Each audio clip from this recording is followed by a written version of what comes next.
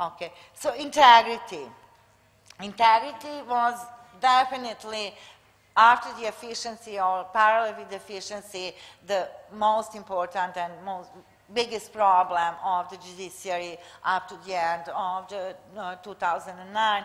We mainly took two indicators for integrity. This was independence and presence of corruption. This was the main indicators.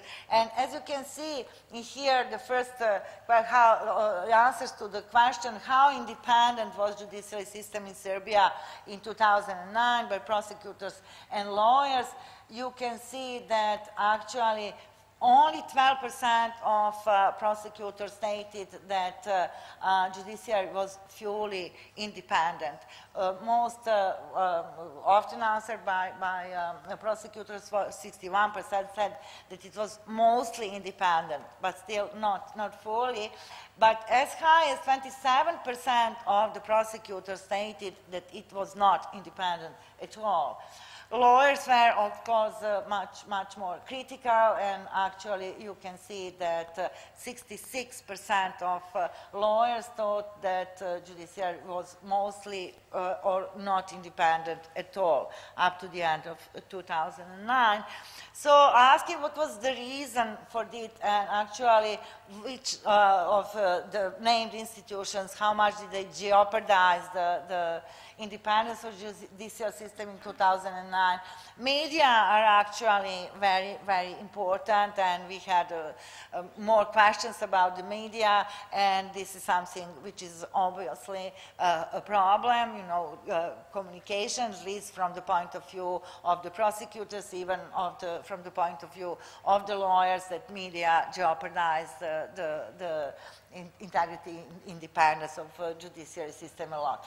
Politicians and political parties are mentioned by really substantial percentage of both lawyers and prosecutors as those who quite or a lot jeopardize the independence of judiciary system. You have specific ministry, government, even NGOs, but somewhat less. Big business lawyers think that big business, 60% of lawyers were important in jeopardizing the independence of judiciary, and even international organizations are mentioned, 23% of prosecutors and 32% of lawyers, and this is really very interesting in what way, which we didn't have to change to ask in this type of the survey. Citizens, you can see most of it very, very red, absolutely saying that judiciary system was mostly or not at all independent in up to 2009, and this is very, very clear. So actually, the second important question was the presence of corruption. And as you can see, so red is present quite or to great degree, and this is actually general population estimation, and you can see these are different institutions which were named, and you asked to evaluate how present the corruption is. This is their perception, of course, but you can see that here judiciary system is on first place, then 58% of the people think that corruption was present quite or to a great degree. Do you need explanation? Just please interrupt me. And the green one is not present, mostly not or not at all. If you need explanation, please ask me. Is it clear? Yeah, because I'm maybe too fast and not explaining.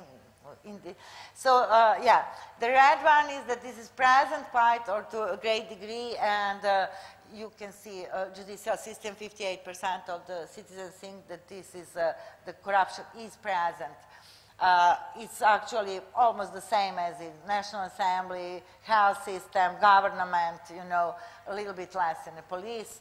Education system, only 35. It's not only, but in comparison to the others, is 35%. President office, 23% think that there is corruption, and in military, 17% think that there is corruption.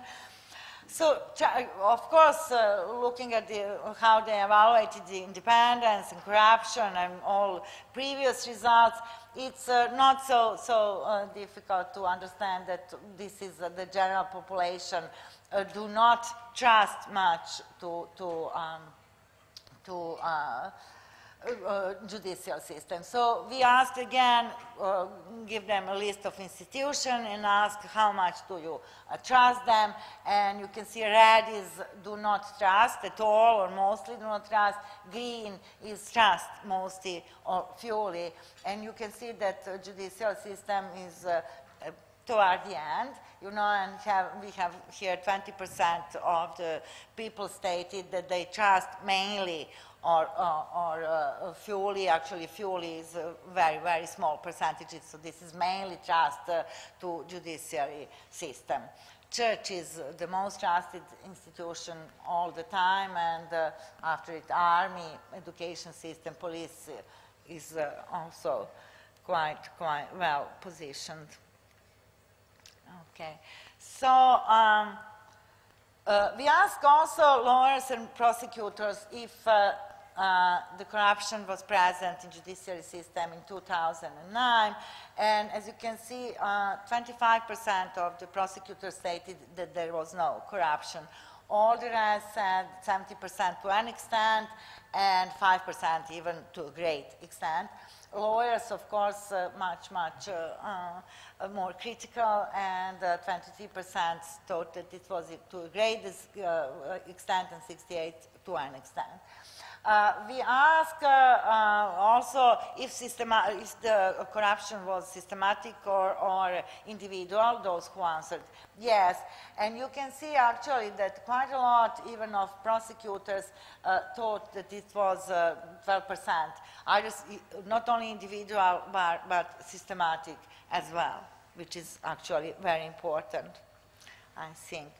Okay, so internal control. We asked them, okay, but was there any internal control? And 22 of lawyers only think that there was internal control, while prosecutors, 69 of prosecutors answered positively that there was the internal control. But actually, a huge agreement was that actually the control was really not contributed really to the integrity, and that you can see that 33% of the prosecutors stated that it did not contribute it, not at all or mainly not. So something should be done, seems, about the internal control, but everyone agrees that control is very important, and somewhat important. Most of the lawyers and most of the prosecutors stated that internal control is very important. And what's also interesting to us, that we ask actually to what extent the professional association help strengthening the integrity of the profession they represented. And you can see that and lawyers as well as prosecutors actually think that they did not really help. And this is interesting that even for their own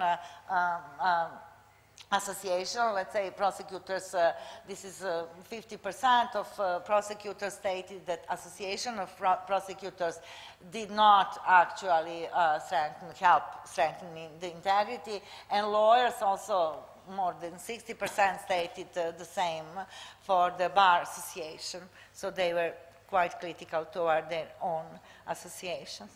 So a little bit about accessibility and cost effectiveness. As for the accessibility, it was actually one encouraging list, one encouraging result, that actually only from the financial point of view, in terms of finance, actually everyone agreed, lawyers, prosecutors, and people, that actually the judicial system was not accessible to the people. They see only the problem. But in terms of geography, distance from the courthouse, in terms of layout, and this is how easy it was to find way and move around the courthouse. Even in terms of the access of the information, even the users did not complain. More or less, we can say it wasn't a big problem, even if there were something, you know. So the only problem really accentuated by users and lawyers and prosecutors was in terms of finance. And of course, you have 64% of the lawyers that this is in terms of finance given court-related cost, and 53% of the prosecutors stated that this is in terms of finance given attorney-related expenses, but agreed that this is expenses which are the problem of accessibility. Also, at least in criminal and civil cases, majority of the users stated that taking into account, given the quality of the court services, that the expenses were excessive. But this is very important because what we also then do a little analysis and see how this price was evaluated with relation to perception of the quality. And what you see is, I think, very important, because actually those who perceive that they get the quality and high quality, actually in much smaller percentage stated that this is excessive, and much higher percentage this is reasonable. And a few more analyses we did, and this is very obvious that we can say that people are ready actually to pay for the quality, because their evaluation, if the price was excessive, reasonable, or small, depended more than evaluation of the quality than of absolute money that they spent for the case. So this is, I suppose, important. And one of the questions, just to show you just one slide about this, was actually for the prosecutors and lawyers, if there were some ways on areas they would say of investing, which actually in the long term would cut the costs, you know, of the longer term.